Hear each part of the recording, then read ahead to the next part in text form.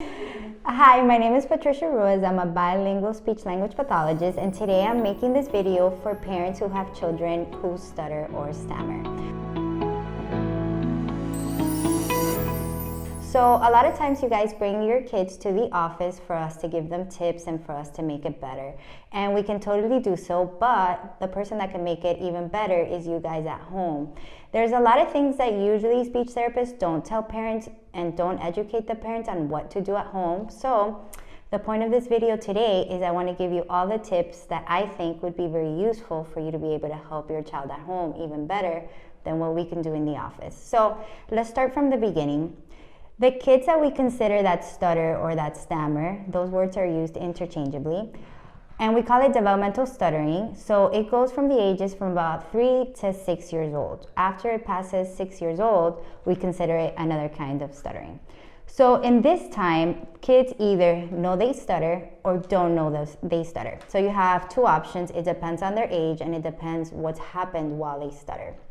So let's start with the kids that don't know that they stutter. So usually when the kids don't know that they stutter, they refer to themselves as having bumpy speech or maybe getting stuck at times, but they don't really understand or comprehend what's going on. So if the parent or the family or the teacher or his peers make it obvious and say like, okay, stop, take a breath, speak slower, calm down, think before you're going to speak, then the child already realizes, oh no, there's something wrong. And that's exactly what you don't want to do, because stuttering has a lot to do with how everyone else relates to you when you speak. Even though stuttering is hereditary, does have environmental factors, does have a lot of motor speech planning, yes, all that is true, but it also has an emotional component. And that key component is, how do other people react to me when I'm talking? And that is the one thing as parents that we really need to do a good job in, because you are the person that your child looks up to. So you never want to say,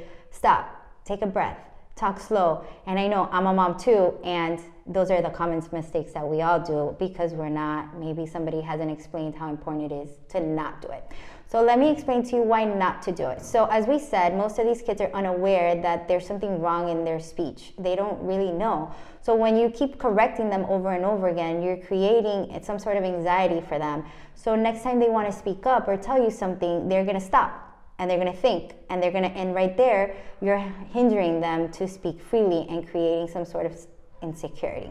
So that's the one really important tip. So the second tip I also want to tell you is, in a house, you know, the day-to-day life as parents, it's really difficult for us to take time, right? I know I am not a morning person. I am always in a rush.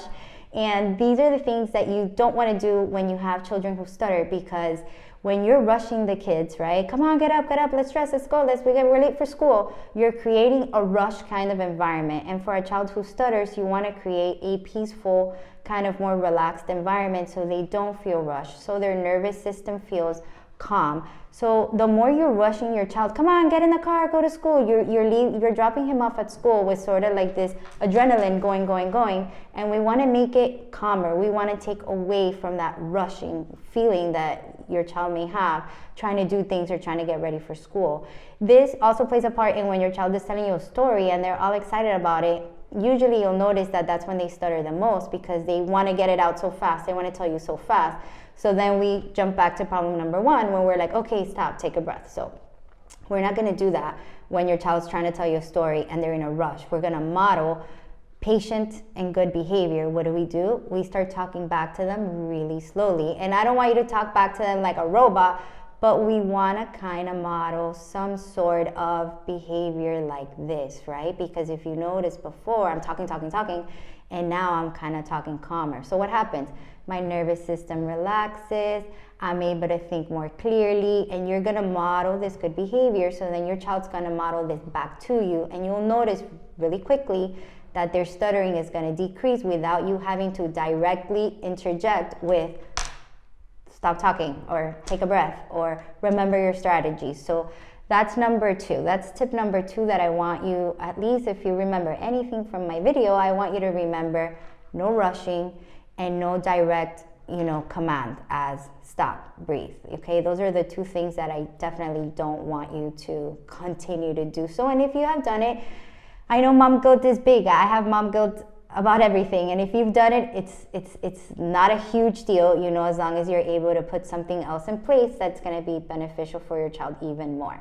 So another tip that I want you to keep in mind is that stuttering is genetics. Genetics play a really big part in this, and doesn't mean that dad had to stutter or mom has to stutter or grandma or grandpa. That's not what we mean. We mean that at some point in your family there has been speech and language delays. Any delays are attributed to this factor. So it's not just fluency, because stuttering goes into the delay of fluency. That's what we call it. Fluency is the easy forward effort of speaking, right? If you notice, sometimes people say a lot of ums or pauses. That's also being disfluent. It's a different type of disfluency.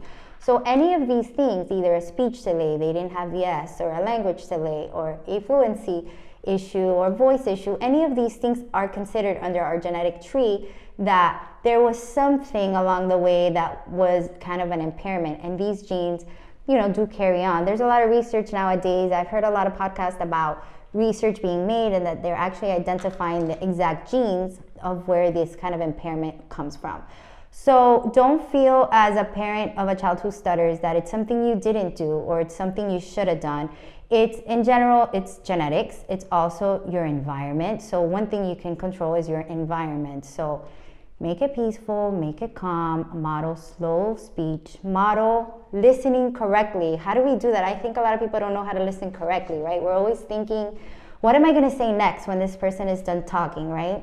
We're not really listening. So we want to model this behavior for your child so they can stop and think. It's actually been proven that people who speak slower have a higher IQ. So we want to stop.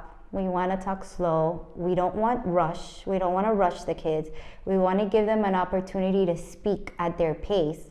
We also don't want to interrupt them and give them our ideas on what we think we should do to make it stop. Another tip that I want parents to do, which I think would be very beneficial, is to have your child kind of join other peers. There's so many organizations for kids who stutter, and their kids telling their story as kids to other kids, which is also super, super good, because as the kids, they want to have friends, they want to relate to others, they want to share what their experiences are, how they feel about stuttering. And believe it or not, a child that stutters, when they tell their story to another child, is very, very beneficial. And as parents, I think that we forget to actually, you know, have them join the National Stuttering Foundation. There's so many other organizations out there for kids that stutter that have great resources. You can also follow my Instagram.